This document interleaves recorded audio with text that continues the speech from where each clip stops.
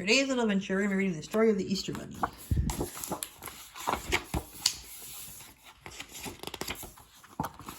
The Story of the Easter Bunny. The Story of the Easter Bunny by Katherine Tegen. On a snow-cold day in the snug little house, a round old couple were making Easter eggs. The round old man blew the inside out. The round old woman painted designs on some of the eggs. The rest they dyed in glass cups, while the little rabbit watched. There were eggs the color of daffodils and soft new leaves, of robin's eggs and of violets. Oops.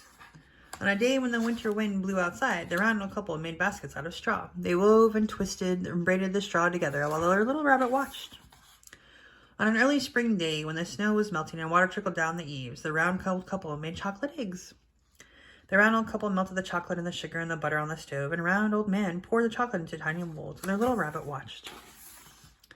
One day, when the sky was blue and the church bells rang and the world seemed new, everyone in the village said, "Happy Easter!" The round old couple brought every child a straw basket filled with Easter eggs, as they did every year, and their little rabbit watched. A year went by, and Easter came again. The straw baskets were on the table, the Easter eggs were in a big bowl, the chocolate eggs were carefully wrapped in foil, and the round old couple were fast asleep, but there was still work to be done. The little rabbit twitched his nose, then he hopped onto the table and put the eggs into the baskets. It was magic.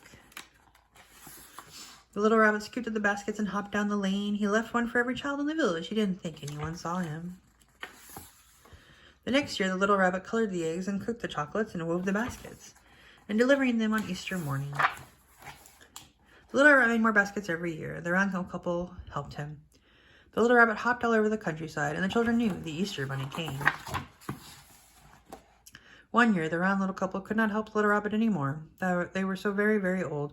The rabbit knew he could not stay in their snug little house anymore. Too many children were discovering his secrets. The little rabbit found a perfect place to make his baskets in a shadow-filled wood nearby. Only a rabbit could find the entrance. The rabbit set up a room for making chocolate eggs, one for coloring eggs, and one for weaving baskets. Little rabbit's friends came to help him. Now every year on Easter morning, when the sky is blue, the church bells ring, and the world seems new, the Easter Bunny delivers his baskets. Perhaps he has left one for you. Happy Easter. The end.